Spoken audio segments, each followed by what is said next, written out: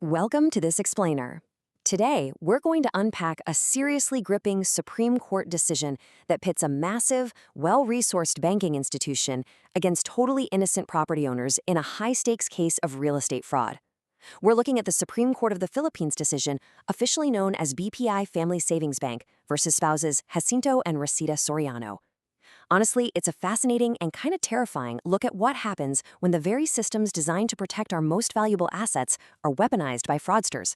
And the big question is, who exactly is left holding the bag when the dust finally settles? Okay, let's dive right into this by asking the ultimate question at the heart of our true crime legal mystery today. And seriously, the answer might completely change how you view your own real estate investments. Imagine you own a piece of land, you hold the title, everything's perfectly fine. But then someone forging your signature manages to steal that title, transfer it to their own name, and uses your land as collateral to secure a massive loan from a bank. When the fraud is inevitably discovered, well, someone has to lose out. Is it you, the innocent owner who literally did nothing wrong, or is it the bank who unwittingly handed out millions of pesos to a criminal? Keep that scenario in the back of your mind as we unravel this. All right, let's jump straight into Section 1, the stolen land titles. Let's start by looking at our victims here. The spouses Soriano owned these two really peaceful properties in Chiapas Village, Baguio City. They had their original titles safely tucked away, and everything was perfectly legal and secure. But out there, a man named Ray Viado was about to orchestrate an absolute masterclass in document forgery to strip them of their ownership. Viado, working with a group of accomplices, deliberately targeted these specific lots. What's so terrifying about this is that the Sorianos were completely in the dark. They weren't trying to sell, they didn't hand their titles over to anybody. They were just living their lives while this incredibly complex, fraudulent scheme was being constructed right behind their backs. The anatomy of this fraud is just, wow. Let's walk through how this whole scheme went down. First off, Viado faked an affidavit of loss, basically pretending the Sorianos had lost their original duplicate titles. Second, he forged a special power of attorney, making it look like the Sorianos had actually authorized him to act on their behalf.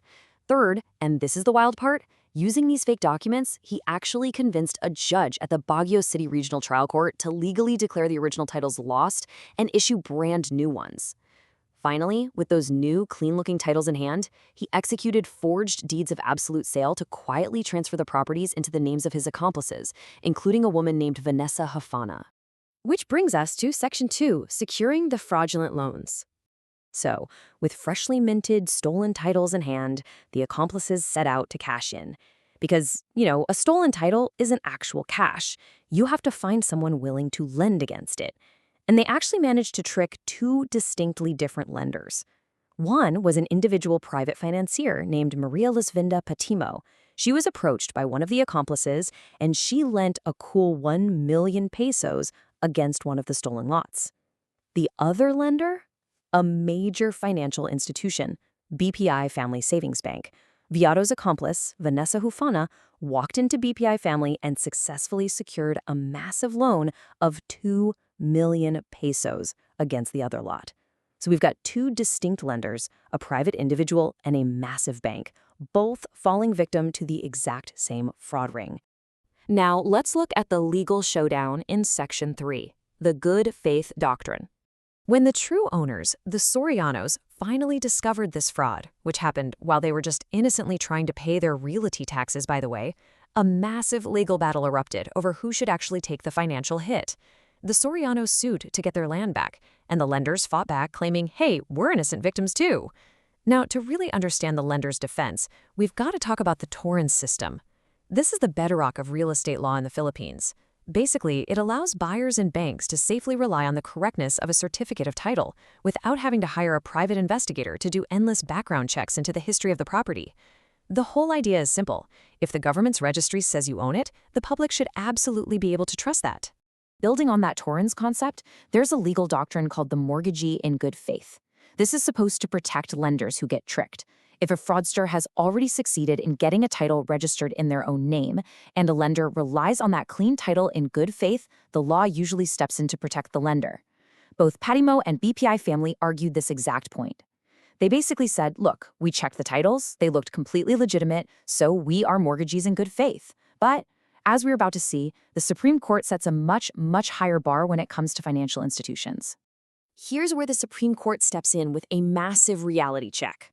They explicitly warned that because banks hold immense public trust and play such a vital socioeconomic role, they are legally required to exert a significantly higher degree of diligence than just a regular private citizen. A bank cannot just glance at a piece of paper and hand out 2 million pesos.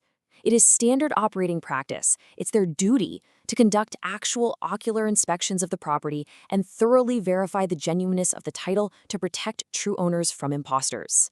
This comparison is wild, and it completely highlights the crucial difference between these two lenders. It all comes down to basic homework. Potamo, a private citizen, actually went to the Register of Deeds to check the title, and she physically went to the property to conduct an ocular inspection. Because she did that due diligence, the courts ruled she was a mortgagee in good faith, and she won her case. BPI Family, on the other hand, a massive bank with vast resources, they completely failed to investigate. They openly admitted they didn't inquire further into the status of the lot, relying entirely on the borrower to verify things. As a result, the Supreme Court ruled they were absolutely not in good faith. So what exactly did the bank miss? Let's check out Section 4, the bank's fatal mistake. While we know BPI Family failed to do a background investigation, there was one specific, glaring red flag that makes this a textbook case of banking negligence. The court didn't just punish them for being lazy, they punished them for ignoring something incredibly obvious. This right here is the smoking gun. When Hufana applied for the loan, she presented a title that literally still had the Sorianos' names on it. BPI Family processed and approved a 2 million peso loan to a fraudster, while the title actively showed that innocent third parties were still the registered owners. I mean, no way, right? The bank tried to argue that this was normal, claiming Hufana was taking out the loan to buy the property from the Sorianos. But the Supreme Court completely rejected that excuse. Just look at this timeline. It proves their negligence beyond a shadow of a doubt.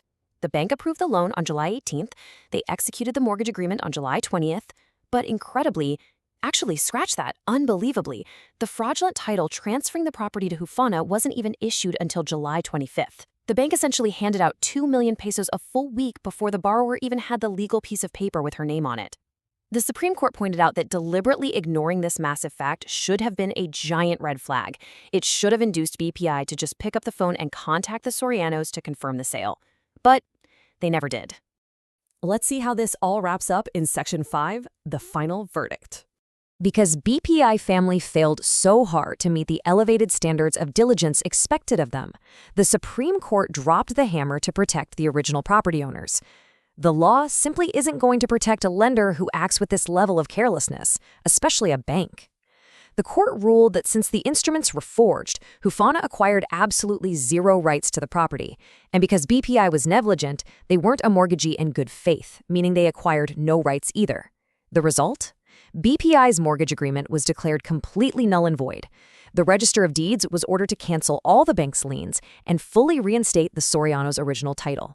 The rightful owners got their pristine land back free and clear.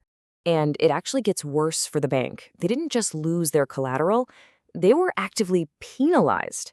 Now, because the Sorianos successfully recovered their property, the Supreme Court did remove the lower court's award of actual damages, since the actual land was returned. However, as a penalty for their severe lack of diligence, BPI Family was ordered to pay a combined total of 100,000 pesos to the Sorianos. That's 50,000 for moral damages, 30,000 for exemplary damages, and 20,000 for attorney's fees, plus a 6% legal interest rate on the total amount. Maybe a drop in the bucket for a major bank? Sure, but a definitive, highly symbolic legal victory for the innocent owners. We've seen today how just a few forged signatures almost cost a family their land, and how a major financial institution totally failed at the most basic levels of diligence. So I want you to take a moment and really consider this. If a bank processing a multi-million peso loan isn't verifying documents properly, who is actually looking out for yours? It's a pretty sobering reminder to regularly check up on your property records. Never just assume the system is going to automatically protect you from bad actors out there. Thanks so much for joining me on this explainer, and keep learning.